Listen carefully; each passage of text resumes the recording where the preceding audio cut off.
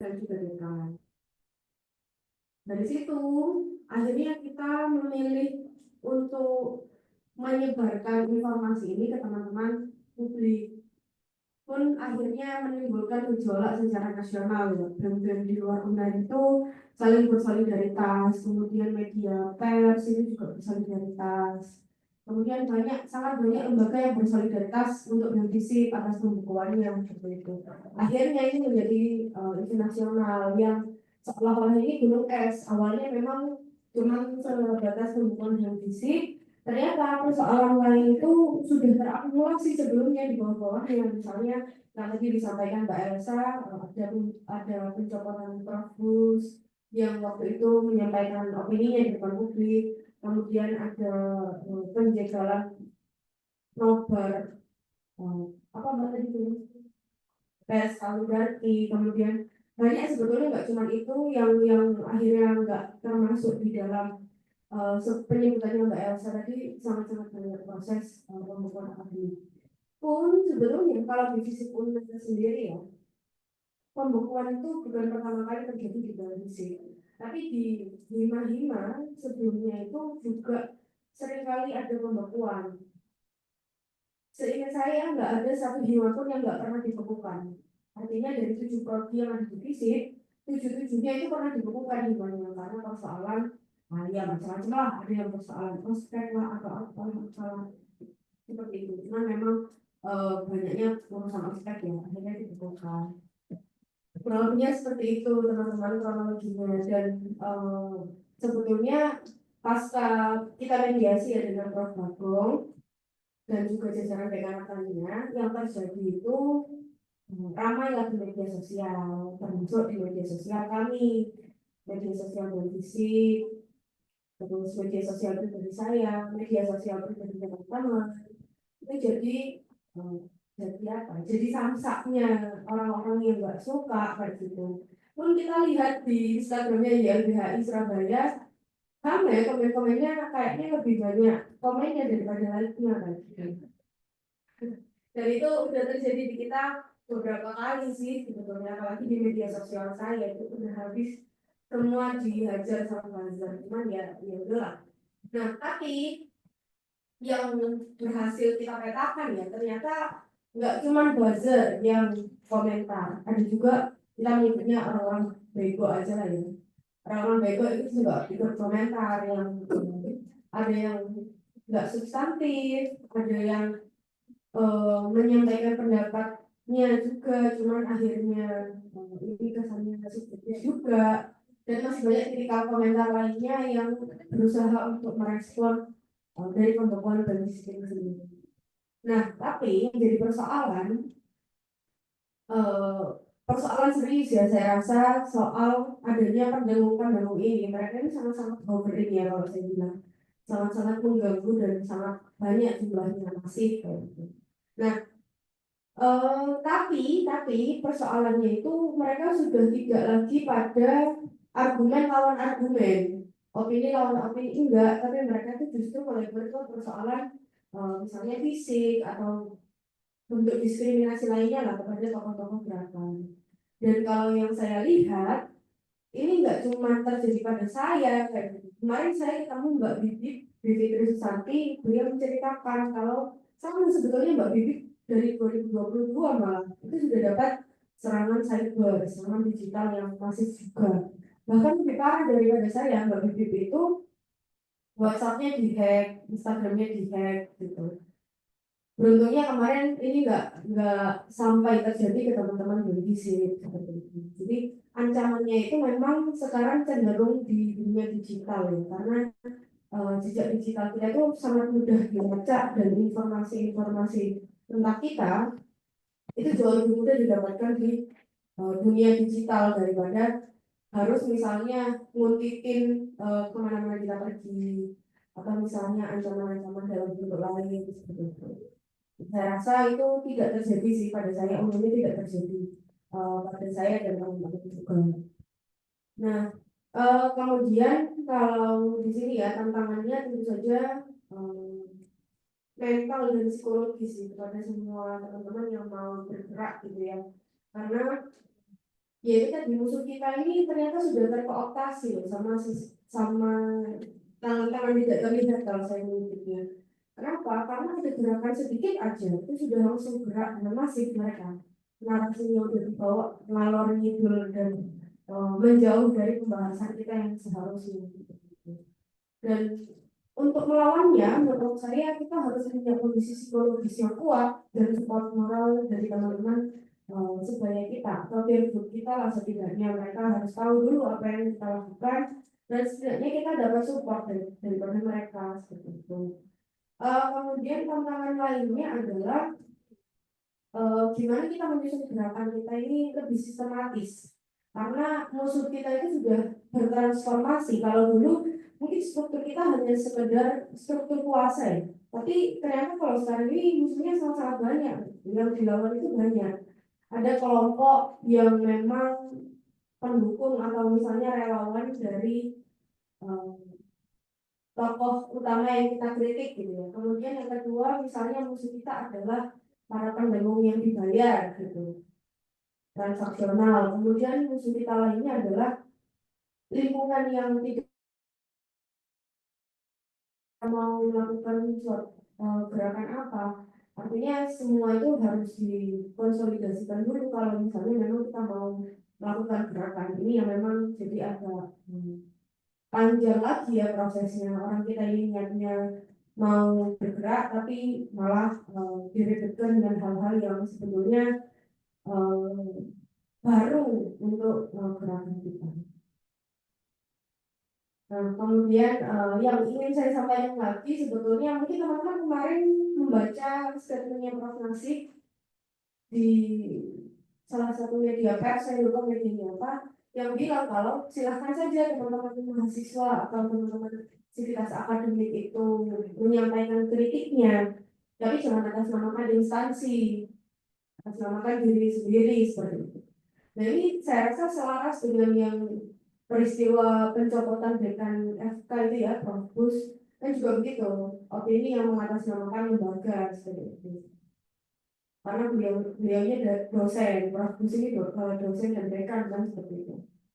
Nah, ini yang akhirnya menjadi pertanyaan berikutnya. Kalau kita menyampaikan kritik atas nama pribadi, apa bedanya kita sebagai mahasiswa dengan masyarakat umum? Apa bedanya kita sebagai apa bedanya kita mahasiswa dengan misalnya para pekerja?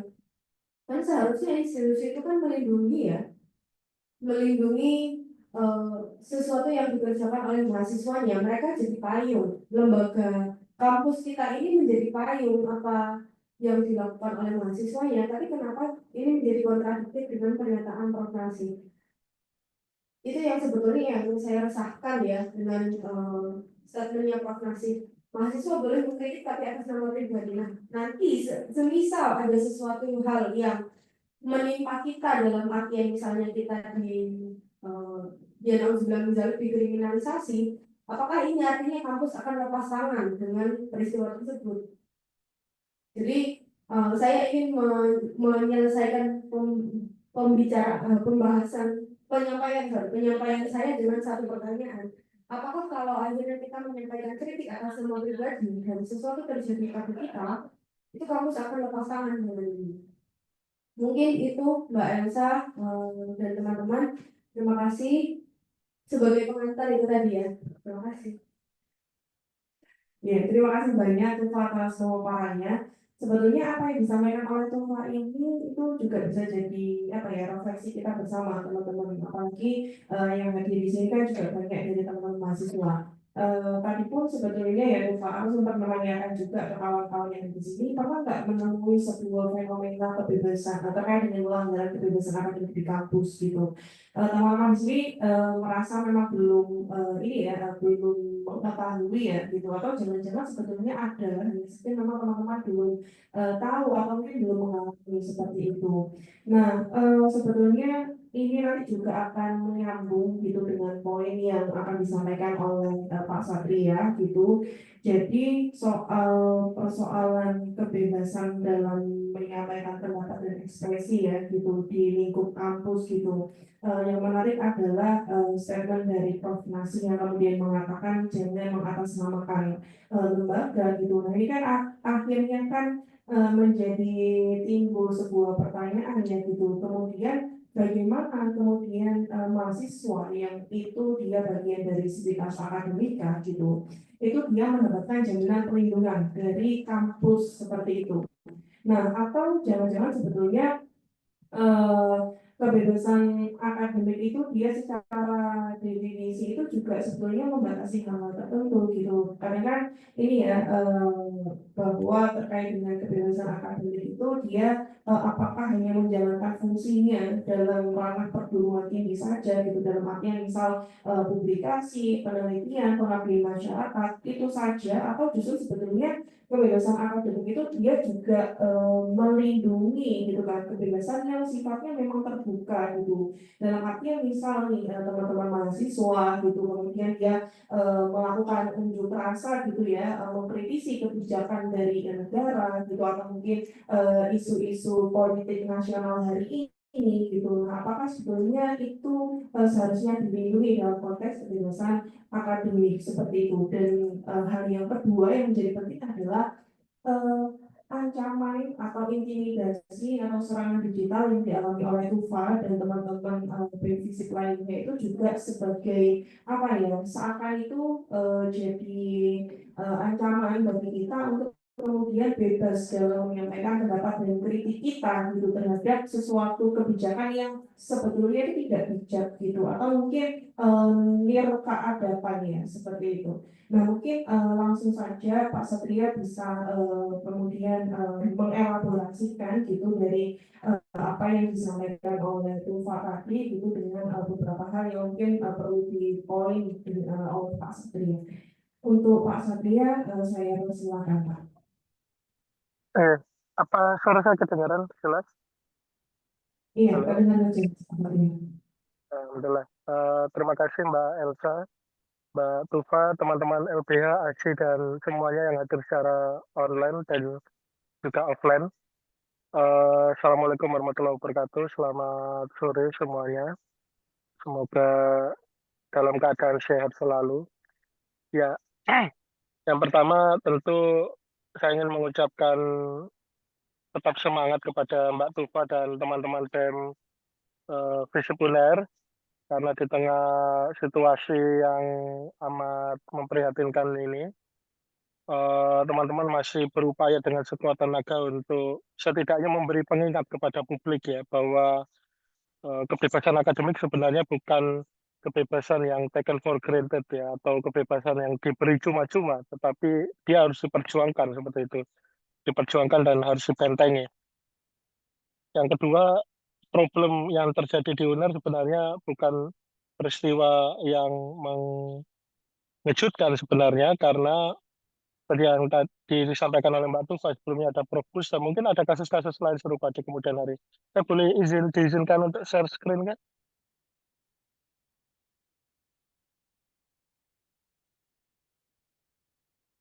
Oke.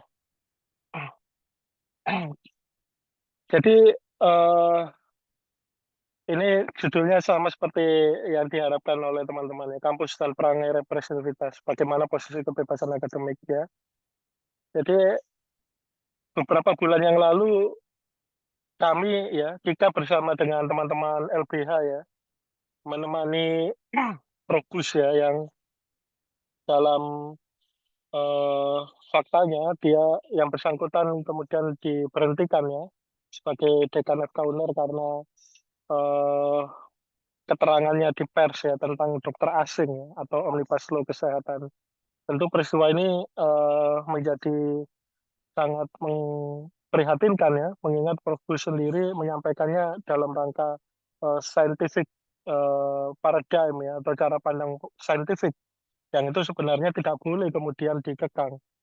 Dan apa yang terjadi ketika diberhentikan, kemudian eh, massa ya atau publik kemudian menganggap bahwa ini proses yang benar-benar salah dan dalam cukup waktu 2 hari untuk mengembalikan lagi posisi Probus. Nah, ternyata dari Probus ini sebenarnya tidak menjadi pelajaran yang cukup cukup bermakna bagi pimpinan eh, kampus UNER ya. Saya sendiri juga alumni UNER. Jadi eh, saya justru memprihatinkan ya karena alma mater ini justru mengulangi peristiwa serupa ya. Teman-teman Tufa dan kawan-kawan ya karena karangan bunga satire untuk pelantikan presiden baru justru eh, dibekukan seperti itu. Nah, apalagi siapa lagi? Kami pun juga mendengar informasi bahwa ada juga di fakultas lain ya.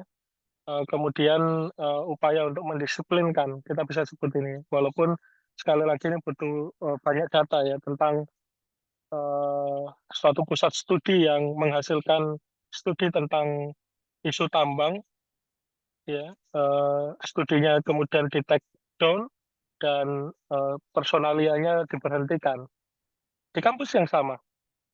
Nah, ini menunjukkan ya ada satu benang merah ya. Dan menurut menurut kami di GK ini adalah peristiwa yang terus berulang dan templating seperti itu ya. Templating itu artinya pola pendisiplinannya itu kalau tidak melalui pemecatan atau pembekuan atau pergantian kepengurusan. Dan ini sekali lagi membuat exercising politik yang dimiliki oleh pimpinan perguruan tinggi semakin menjadi-jadi. Nah, ini menunjukkan bahwa fenomena kebebasan akademik di UNAIR sebagai kampus publik sedang tidak baik-baik saja. Sebenarnya UNAIR bukan kasus yang tunggal ya. Tadi juga sudah disebut ya, di UIN Alauddin Makassar misalkan, kami bahkan menemani untuk melaporkan ke Ombudsman dan Komnas HAM ya, terhadap sekurang-kurangnya 29 mahasiswa yang kena skorsing dan bahkan dipukuli ya. Teman kita atas nama Mas Rizky itu bahkan dipukuli oleh satpam kampus karena dia melakukan apa namanya advokasi ya, mengkritik kebijakan rektor seperti itu. Kasus serupa misalkan terjadi di UIN Araniri Aceh ya dengan pembubaran film Pesta Oligarki misalkan atau pelarangan kita bisa seperti itu ya. Hal yang serupa juga terjadi di beberapa eh, diskusi kritis ya, yang khususnya mengkritisi kebijakan pemerintahan dan juga hal-hal yang bertentangan dengan nalar publik ya. Ini juga terjadi di beberapa pusat studi kritis ya, yang kemudian isu-isunya sensitif, membahas isu tambang dan lain sebagainya. Ya, kondisinya betul-betul tidak membahagiakan ya, tapi justru memprihatinkan dan kasus-kasus yang lain. Nah, kita ingin berangkat ya bahwa siapa yang memiliki otoritas ya untuk menentukan standar mereka dapat menggunakan misalkan ya nama UNER atau tidak ya atau nama kampus atau tidak seolah-olah ada upaya untuk melokalisir ya atau mensimplifikasi menyederhanakan bahwa siapapun yang bertentangan dengan kepentingan dari pimpinan perguruan tinggi ya dia dianggap tidak mewakili institusinya padahal kampus ya apalagi UNER misalkan itu merupakan institusi negara atau lembaga publik kita bisa sebut lembaga publik. Kampus adalah lembaga publik yang aktivitas di dalamnya dapat melakukan aktivitas apapun ya yang itu dilindungi. Andai itu kemudian diberangus, maka kita akan kembali kepada situasi yang terjadi dalam beberapa dekade terakhir ya, yang kita bisa sebut sebagai era Orde Baru. Nah, Kika sendiri sebenarnya mencatat ya, tadi sudah juga disinggung di dalam pertemuan tahunan, ada 27 kasus. Nah, ini mungkin nanti akan annual 2024-2025 kita masukkan kasus dari teman-teman BEM UNER dan AUIN, ya. Artinya kondisinya semakin bertambah. Dosen, mahasiswa, kelompok masyarakat sipil menjadi korban, ya, yang diserang. Isunya tentang gerakan mahasiswa, insan akademik terkait advokasi kebijakan publik, berkaitan dengan isu sumber daya alam dan juga integritas akademik. Ya, ini ada banyak sekarang, ya, termasuk isunya Bahlil ya. dan juga apa namanya plagiarisme yang terjadi di Peter Carey yang ini mungkin angkanya akan bertambah seperti itu. Nah, sebenarnya apa sih perangai represif kampus? Saya sama Pak Erlambang menuliskannya ya, dan ini diterbitkan di jurnal HAM. Ya, watak represif kampus itu ditandai dengan kampus dan pimpinannya permisif terhadap kekerasan dan upaya mendisiplinkan. Ya, represivitas itu terjadi akibat kepentingan politik kekuasaan. Tentu kita tahu ya, akar masalahnya di perguruan tinggi negeri adalah pimpinan perguruan tingginya dipilih suara mayoritas berada di tangan menteri. Ini menunjukkan bahwa ya mereka tidak mau dong, atau mereka akan enggan untuk apa istilahnya bertentangan dengan apa yang kemudian menjadi kebijakan negara, kebijakan rezim seperti itu. Dan bahkan mereka harus tunduk kepada tuntutan liberalisasi pasar. Ambil contoh misalkan ketika mengkritisi dokter asing misalkan Prof. Tentu itu akan menjadi bermasalah karena sekali lagi itu adalah berkaitan dengan liberalisasi di sektor pendidikan tinggi kita yang hari-hari ini semakin dibuka luas dan itu justru menjadi malapetaka seperti itu. Dan tidak kalah penting lagi adalah budaya feodalisme yang kami tulis sebagai warisan Orde Baru ya yang melekat dan mengakar di dalam pendidikan tinggi hukum di Indonesia ya. Ada istilah yang disampaikan oleh dosennya Mbak Tufa ya, penuh ketidaksopanan dan lain sebagainya, yaitu adalah ciri dari feodalisme perguruan tinggi ya. Dan ini ya kita bisa lihat ya, feodalisme itu terjadi dan itu melekat di budaya apa, pendidikan tinggi kita yang sebenarnya itu menjadi masalah serius di dalam misalkan seeking the truth ya, mencari kebenaran, free speech ya, atau kebebasan berpendapat atau kebebasan berkumpul dan lain sebagainya. Dampaknya apa? Di dalam konteks ini akan menghasilkan apa yang disebut sebagai eh, polarisasi politik identitas yang ada di kampus. Mbak Tufa akan dilihat bukan sebagai representasi mahasiswa kampus atau apa namanya organisasi mahasiswa. Mbak Tufa akan dilihat, akan didoxing ya, secara latar belakang dan lain sebagainya. Itu itu kita sudah prediksi. Karena ini apa watak feodalisme kampus itu ditandai dengan itu. Ya, ada stigma tentang politik identitas yang tentu itu sangat subjektif ya. Lalu kedua tentang gerakan kiri atau stigma komunisme misalkan, itu juga jadi masalah. Yang ketiga adalah kartelisasi kekuasaan di kampus. Politik kartel yang ada di kampus ini diakibatkan itu tadi, adanya kuasa atau relasi politik di dalam pengisian jabatan di dalam perguruan tinggi seperti itu. Dampaknya tentu signifikan ya terhadap situasi politik, ekonomi, dan kehidupan sosial di kampus seperti itu. Yang pada akhirnya muaranya adalah serangan, tadi doxing ya kepada teman-teman BEM Visip UNER. Sebenarnya ini juga bukan hal yang baru di UGM, katakanlah bahkan teman-teman CLS itu diancam dibunuh misalkan ya. Kemudian bahkan serangan fisik ya di UIN Alauddin tadi, Mas Rizky itu bahkan ya mohon maaf ya, dia mengalami serangan yang luar biasa. Dan ini juga banyak terjadi di berbagai kampus di Indonesia, bahkan sampai pemberedelan pers mahasiswa, misalkan di IAIN Ambon, kita bisa sebut, dan banyak kasus-kasus yang lain. Artinya ketika kampus memiliki watak demikian, sebenarnya itu bukan proses yang sehari dua hari. Dia adalah, eh, saya bisa sebut ini sebagai praktik yang mendarah daging ya, yang mendarah daging di kampus kita di Indonesia seperti itu ya. Jadi situasinya itu tadi kami melihat panjang 2017 sampai 2024 ya, banyak ya, mulai dari pendisiplinan, larangan untuk mendiskusikan topik-topik tertentu, bahkan masalah orientasi seksual dan lain sebagainya, itu menjadi masalah kebebasan akademik di Indonesia. Nah, tadi ditanyakan kebebasan akademik itu apa sebenarnya?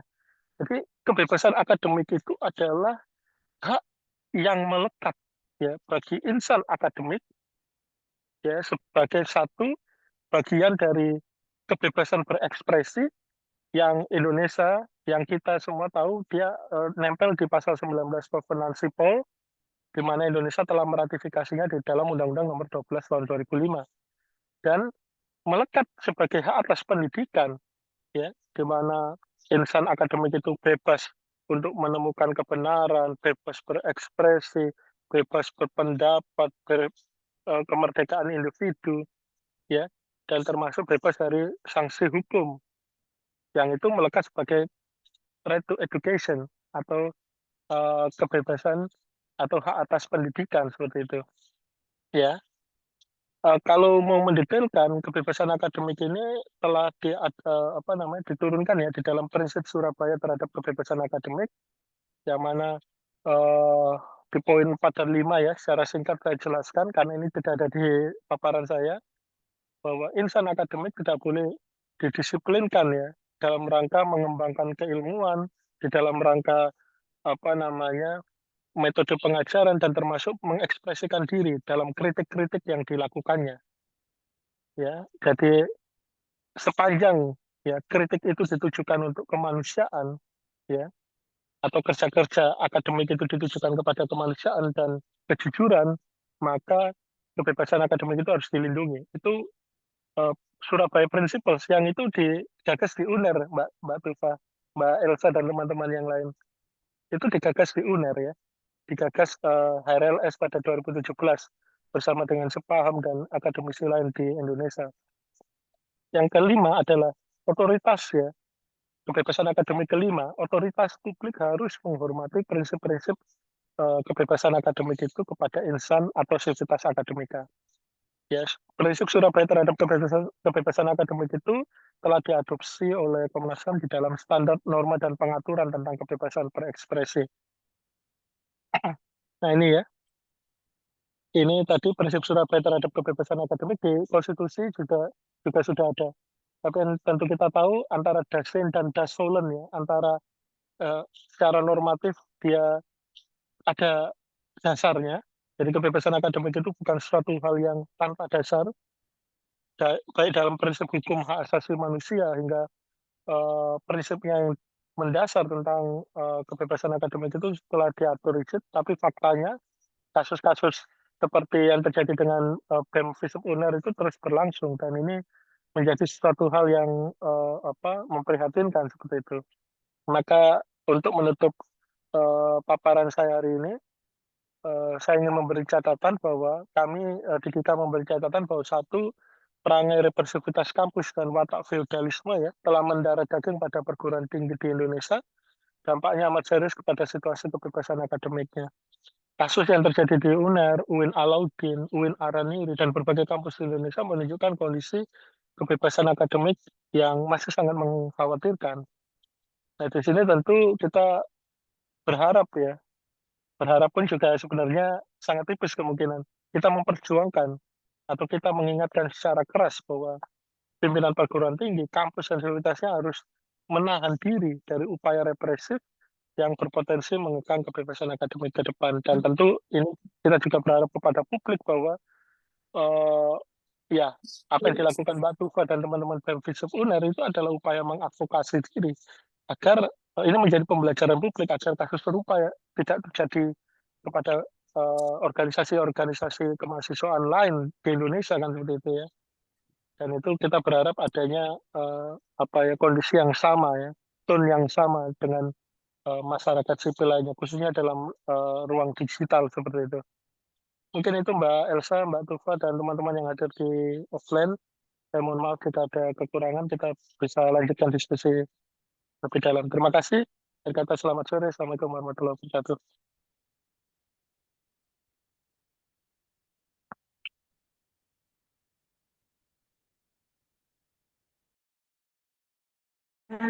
Dan memberikan gambaran kepada kita semua ya terkait dengan fenomena pemberantasan kebebasan akademik dan sebetulnya seperti apa sih gitu kan perangai kampus itu gitu, ternyata berasal dari ini ya, praktik kekerasan gitu kan, dari kampus itu sendiri untuk berusaha mendisiplinkan kita gitu sebagai sivitas akademika kampus gitu kan, mungkin atau pers mahasiswa juga gitu untuk aktif dalam menyuarakan atau mengkritisi kebijakan-kebijakan yang ada seperti itu.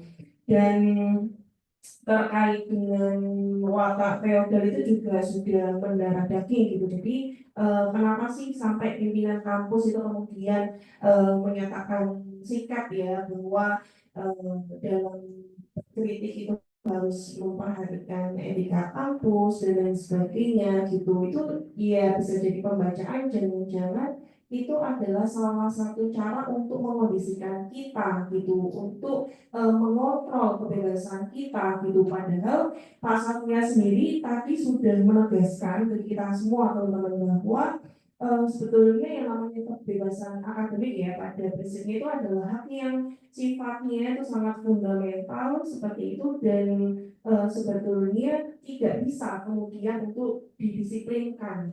Dan itu kalau sepanjang kebebasan itu memang ditujukan untuk kebenaran, untuk kerja-kerja kemanusiaan, atau dalam rangka advokasi sesuatu yang memang kita hendak menolong masyarakat gitu ya, itu seharusnya dijamin dan dilindungi seperti itu.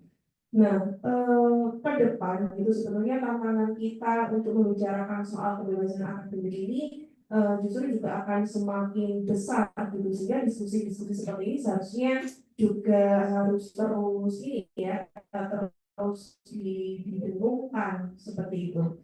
Mungkin itu terkait dengan yang ini ya, yang disampaikan oleh Pak Satria itu barangkali ada kiranya respon, tanggapan, atau mungkin pertanyaan dari kawan-kawan, baik itu dari Zoom atau mungkin yang sudah hadir di LBH Surabaya.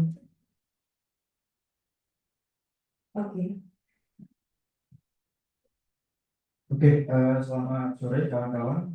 Saya Rangga dari AJ Surabaya.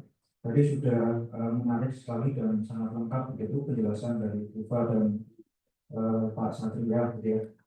Tadi Tufa dan Pak Satria juga menyebutkan berbagai macam kasus kekerasan begitu terkait kebebasan akademik, entah itu di Surabaya atau di beberapa kota lain gitu ya.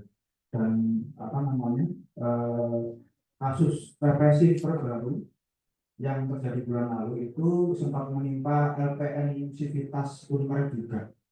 Jadi mereka dilaporkan ke polisi karena mengunggah ilustrasi atau meme begitu yang berkaitan dengan pemirsa Unmer.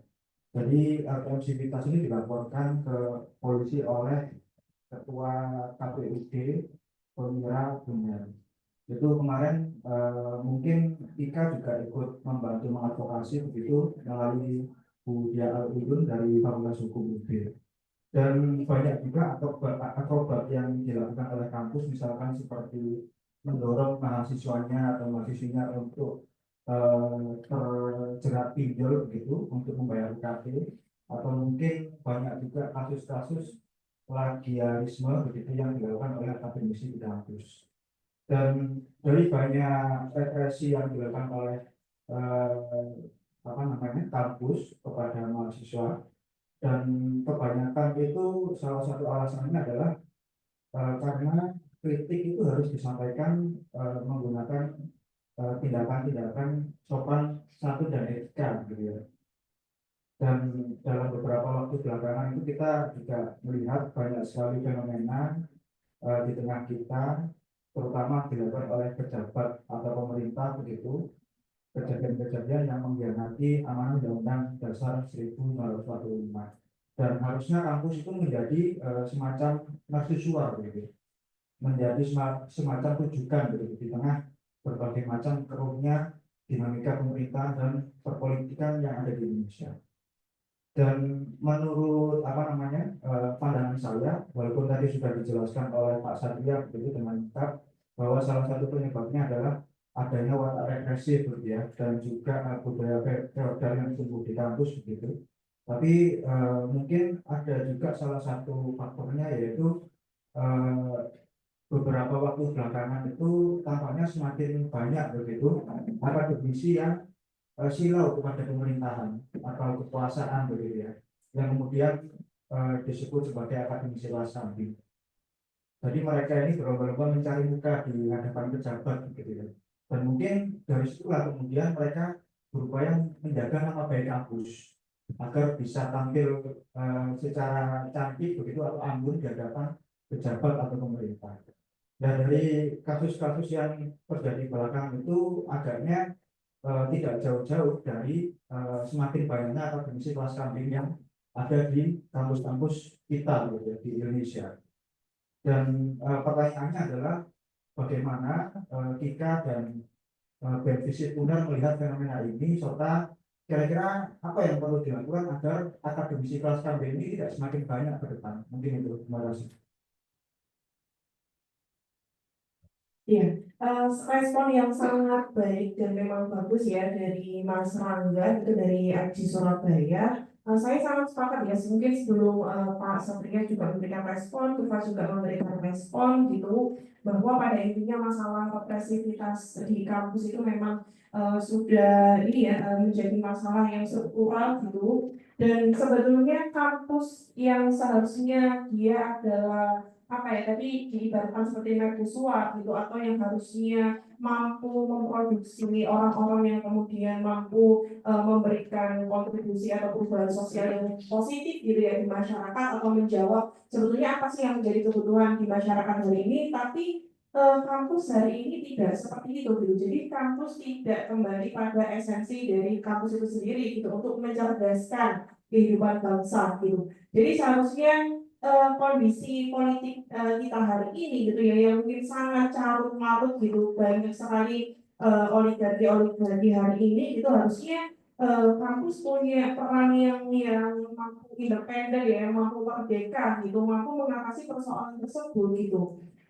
Itu sih, dan fenomena akademisi kelas kambing ini juga cukup menjadi persoalan gitu, karena kita tahu bahwa hari ini apa namanya banyak sudah beberapa pejabat kampus yang kemudian ditarik gitu untuk duduk di kursi-kursi kekuasaan gitu. Apalagi kita lihat gitu mungkin di eranya Pak Prabowo ini banyak sekali apa ya, sekarang jadi fungsi akademis hari ini tuh justru sebagai stempel untuk melegitimasi kekuasaan yang itu dia sebetulnya mencederai kita gitu sebagai rakyat yang memberikan mandat kepada pejabat. Mungkin itu singkat, selanjutnya bisa dijawab. Tufa tahu, oh Pak Satria dulu. Monggo Pak Satria. Iya, dari kawan siapa tadi dari Aji Surabaya? Mas Rangga dari Mas, Aji Surabaya. Mas Rangga ya, terima kasih ya Mas Rangga mengingatkan ya bahwa hal yang terjadi di pers mahasiswa itu juga suatu hal yang eh, kondisinya buruk ya. Tadi disebutkan di LPM Unmer ya, Malang ya.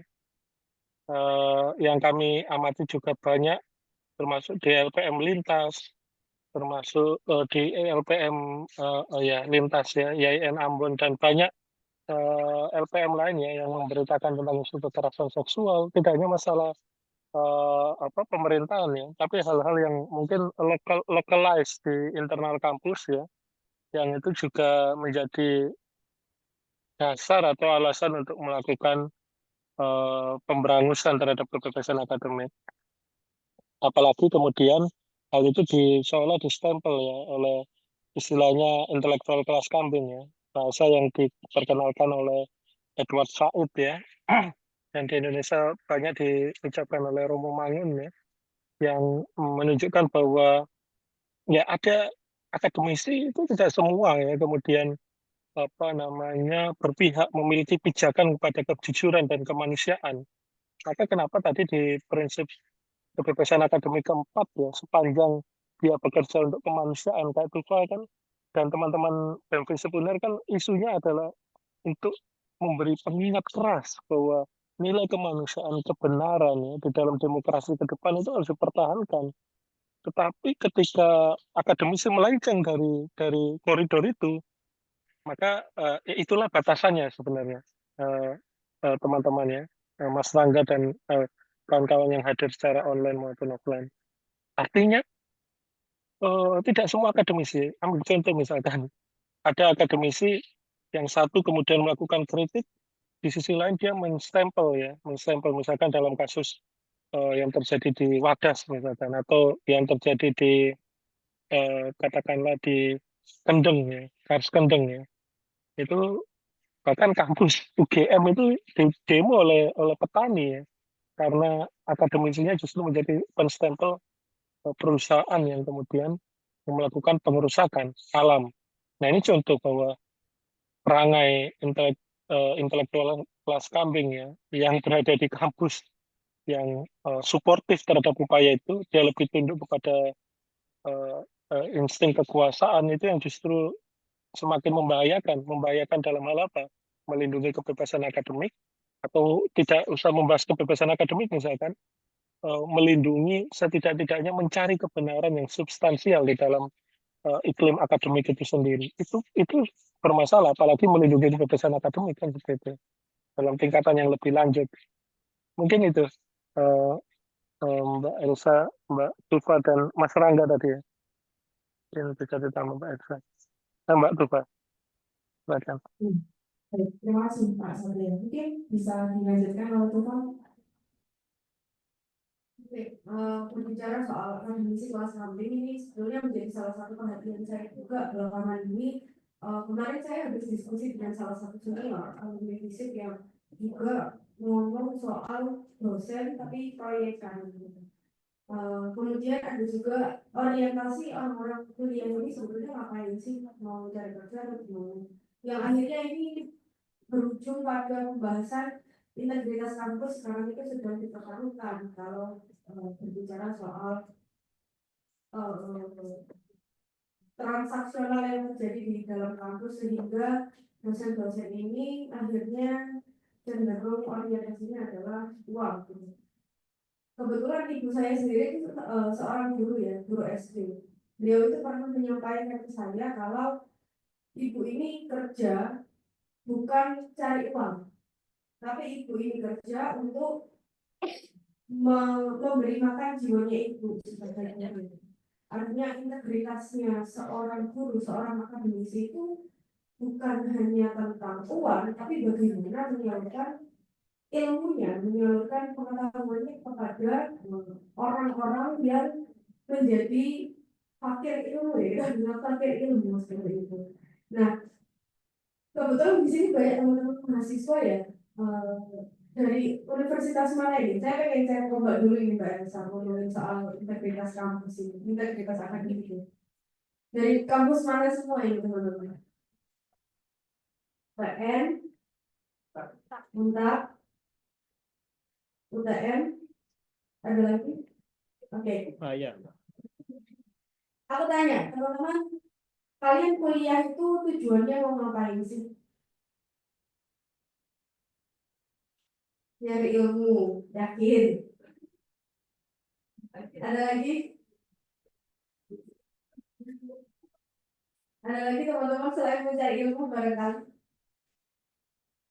Oke, mungkin karena ini mahasiswa hukum ya Mbak, jadi cari ilmu. Cuma kalau saya itu pernah cek ombak ke teman-teman yang non hukum lah ya, let's say non hukum gitu, dari fakultas yang humaniora lah, sosial dan humaniora di UNAIN bahkan.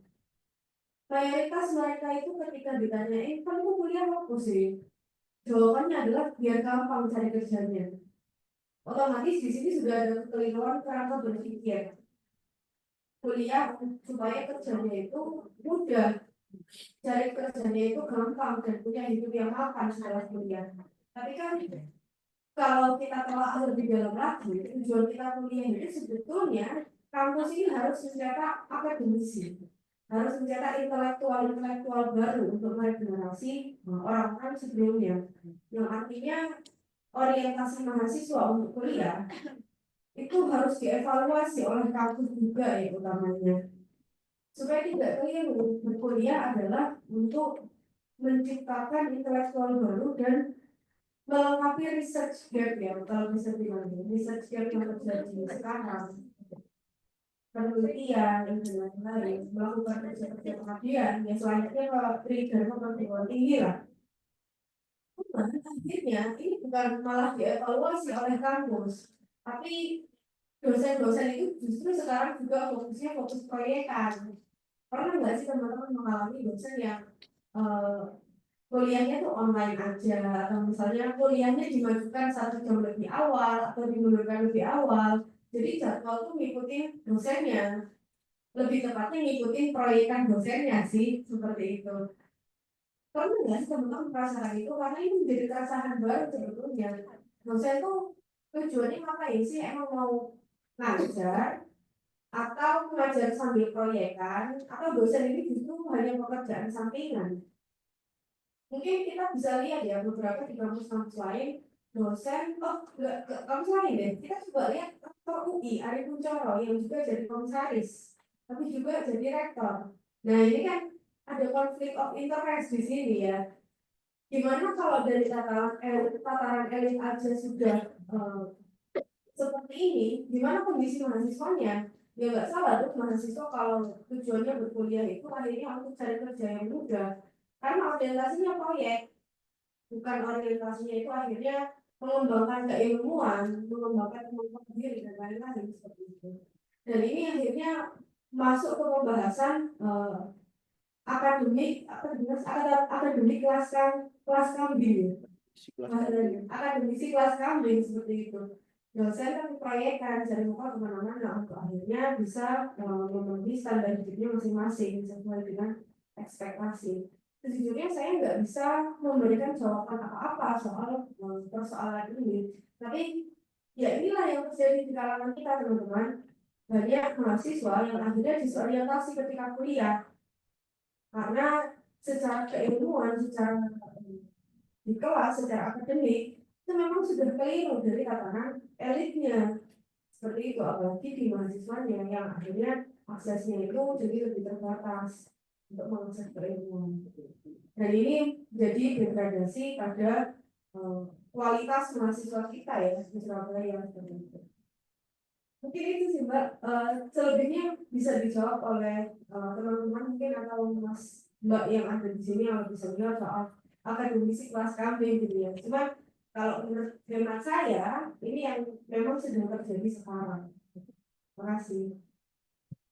Iya, jawaban yang ini ya, semakin ya pedas juga ya, dan membuat kita semakin berpikir. Dan ini juga kembali ke teman-teman yang masih kuliah ya, yang dulu kualitas kuliah itu apa gitu.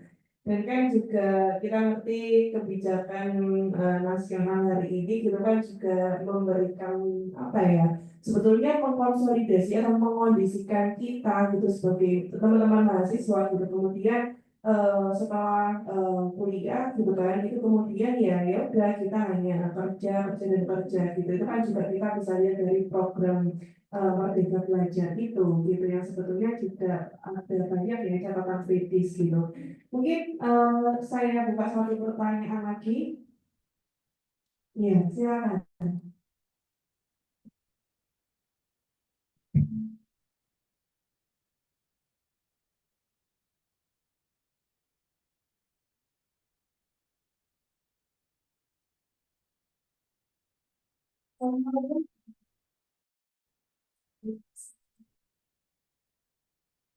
Dan waktu dari Universitas Sriwijaya Madura, saya Pak Satria terkait dengan kasus yang sudah disebutkan oleh Pak Satria tersebut. Yang jelas kasus tersebut akan menjadi ancaman ke depannya. Lalu langkah apa yang akan dilakukan oleh Kampus Indonesia Kebebasan Akademik atau KIKA untuk melihat ancaman ke depannya lagi? Apa yang harus dilakukan oleh KIKA ke depannya melihat ancaman tersebut? Terima kasih. Baik. Ini juga ada pertanyaan ya dari teman-teman yang ada di Zoom. Oke, mungkin bisa sebelum menjawab ya pertanyaannya tadi saya yakin dulu gitu. Jadi nanti sekalian silakan Pak Logisia Priambodo untuk menyampaikan ini ya pertanyaan atau tanggapannya dan nanti juga bisa on cam. Silakan.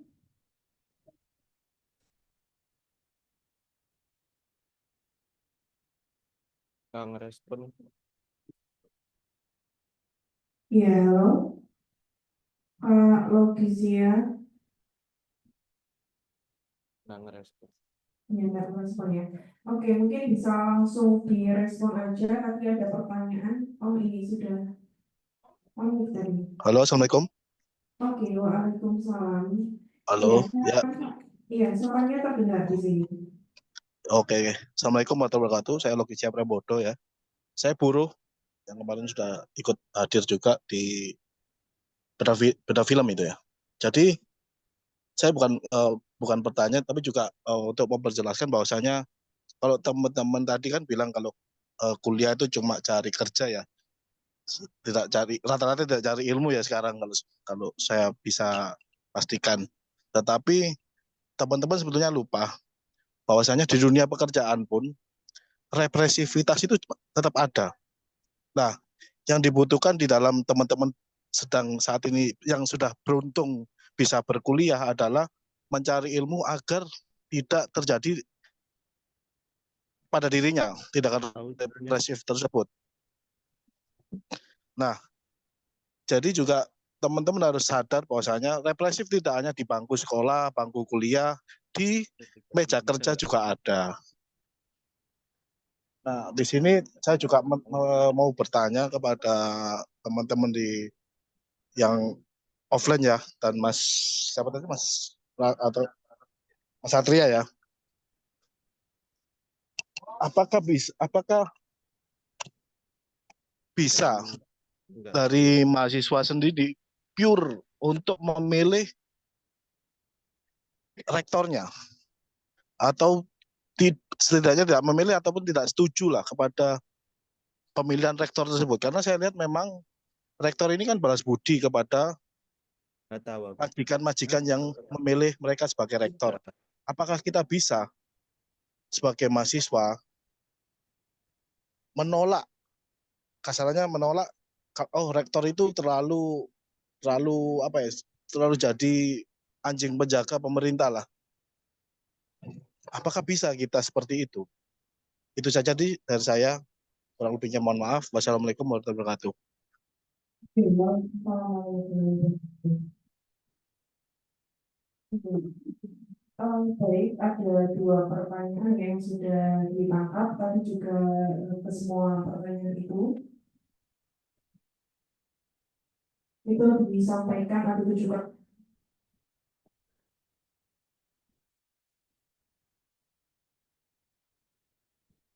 Ya, jadi pertanyaan tadi ditujukan kepada Pak Satria. Oke, jadi tadi pertanyaan yang pertama Pak Satria itu tadi menanyakan sebetulnya menghadapi kebebasan akademik ini itu sebetulnya peran dan apa sih yang bisa itu dilakukan oleh kita hari ini gitu, dan mungkin juga mungkin selain kita ya gitu hal apa yang bisa dilakukan kita bersama gitu untuk menghadapi kebebasan problem soal kebebasan akademik. Dan kemudian Pak Satria pertanyaan yang kedua itu terkait dengan mungkin nanti bisa dikoreksi ya Kak Logis ya, tapi ada masalah teknis bahwa sebetulnya kita sebagai mahasiswa itu bisa atau tidak sih gitu kayak melakukan pemilihan rektor kita secara langsung gitu, atau kita bisa menolak gitu rektor kita yang hari ini sedang terpilih gitu. Itu kira-kira seperti itu ya Kak Logisia ya gitu, mungkin nanti bisa ditanggapi gitu ketika nanti oke, ketika nanti ada yang memang kurang seperti itu. Mungkin Pak Satria ini keluar ya, kita tunggu sebentar. Jadi Ibu Satria nanti. Bisa ini.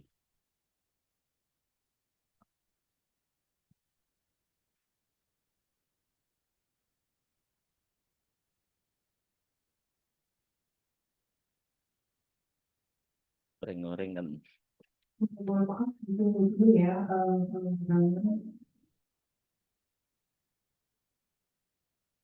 Oke, Pak Sore sudah hadir. Oke, iya, tadi pertanyaannya apakah sudah tertangkap Pak Satria? Iya. Oke, baik.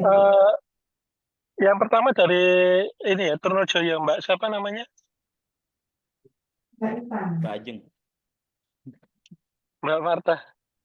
Mbak Mbak Marta ya. Intan. Ya, Ya, Intan. Mbak Intan dari teman-teman Trunojoyo Madura. Jadi banyak ya sebenarnya upaya yang bisa dilakukan untuk membentengi kebebasan akademik ya, yang itu berangkat atau dapat dilakukan oleh teman-teman mahasiswa. Mulai dari langkah-langkah yang bersifat advokatif ya, seperti teman-teman hari ini di LBH Surabaya yang merupakan rumah keadilan ya, rumah untuk mengadvokasi, dan juga dengan beberapa jejaring koalisi itu yang kemudian dapat dilakukan. Kami juga kalau berangkat dari pengalaman kita ya, Mbak Intan ya dan teman-teman, kami juga membuat beberapa koalisi ya, atau tim advokasi lah semacam itu dengan di LBHI misalkan ya, dan jaringan-jaringan LBH kantor di seluruh Indonesia, termasuk juga upaya-upaya lain dengan masyarakat sipil lainnya seperti itu. Nah itu upaya non adjudikasi. Ada juga upaya adjudikasi ya, atau upaya peradilan. Misalkan peran kami untuk kemudian mendorong di Komnas HAM misalkan ya, dalam melakukan pelaporan, atau ke Ombudsman. Ini di teman-teman UIN Alauddin walaupun kondisinya juga tidak membahagiakan ya, atau mensupport dalam bentuk amicus curiae misalkan ya, atau sahabat peradilan, atau hingga menjadi prinsipal. Tapi kalau prinsipal ini memang kami belum belum melakukannya ya, kecuali untuk katakanlah sebagai ahli seperti itu ya di dalam beberapa kasus. Dan bahkan kami di kita mereport ya, karena situasi di dalam negeri ini tidak baik-baik saja tentang situasi kebebasan akademik. Kami mereport ya situasi kebebasan akademik Indonesia, saat report sebenarnya di Dewan HAM PBB ya, di Komisi HAM PBB yang ada di Jenewa, Swiss. Bahkan Dewan Pengarah kita Pak Herlambang ya diundang oleh Dewan HAM PBB di Jenewa di Swiss, bersama dengan koalisi kami di internasional, yaitu dengan Scholar at Risk atau SAR. Kami melaporkan ya situasi kebebasan akademik di Indonesia. Nah itu adalah langkah-langkah yang kita lakukan ya. Tentu tidak bisa berjalan sendiri ya. Artinya teman-teman koalisi ya berbasis kepada pengalaman yang kaya di kawan-kawan, itu menjadi pengalaman yang sangat berharga untuk membentengi ya.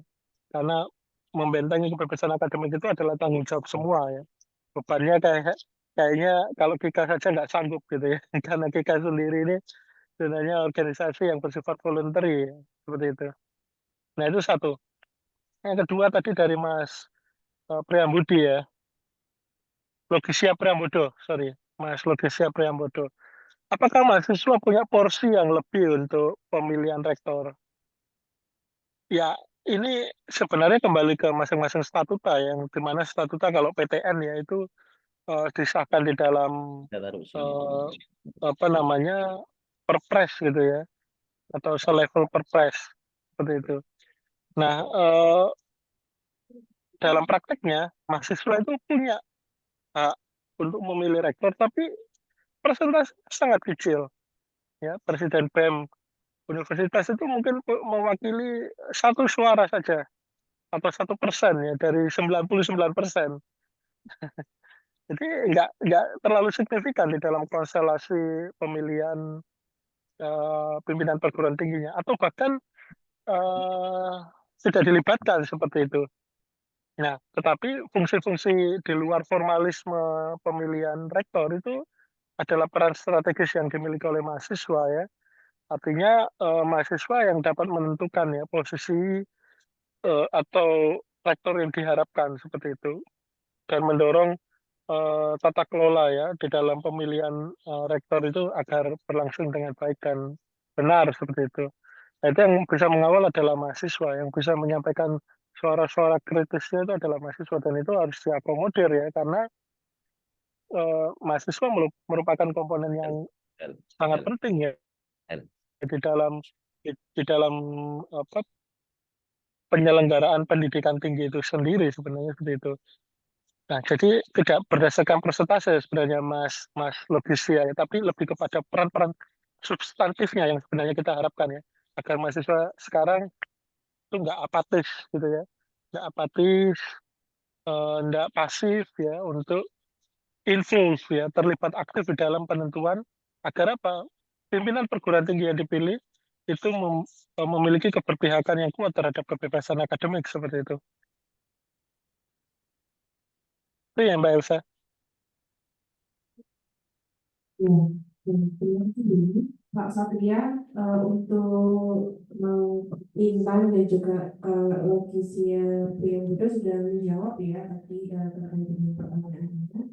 Nah, juga kita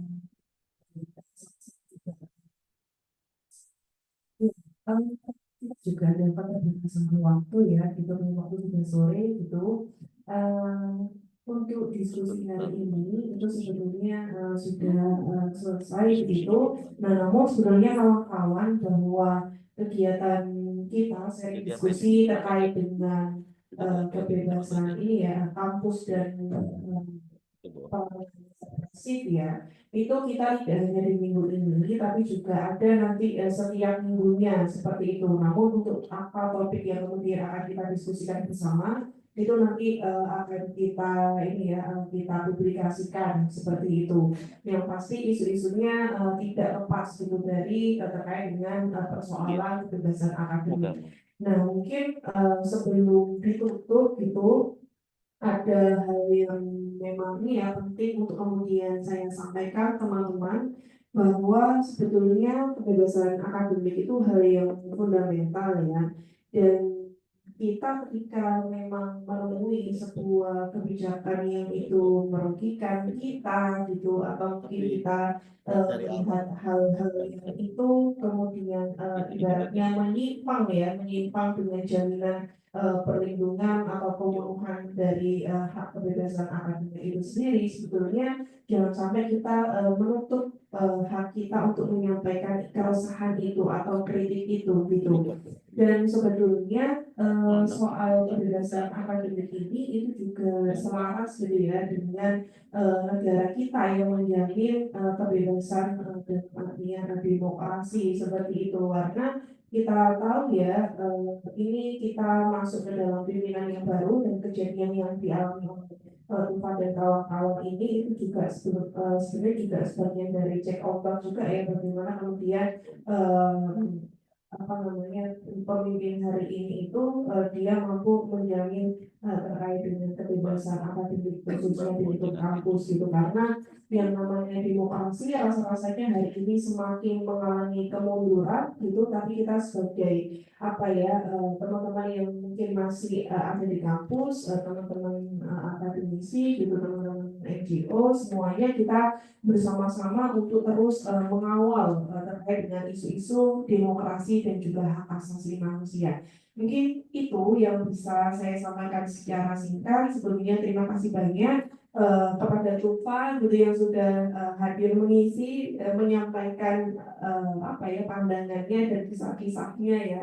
Dan juga ada Pak Satria juga, matur nuwun sangat Pak Satria sudah memberikan kita pandangan mengenai perangai kampus ya. Seperti itu. Mungkin itu cukup yang dapat saya sampaikan. Terima kasih. Mohon maaf apabila ada kekurangan. Forum saya akhiri. Wassalamualaikum warahmatullahi wabarakatuh.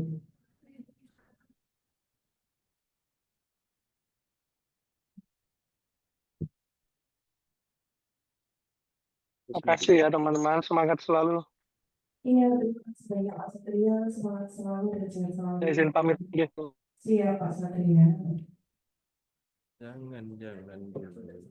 Jangan.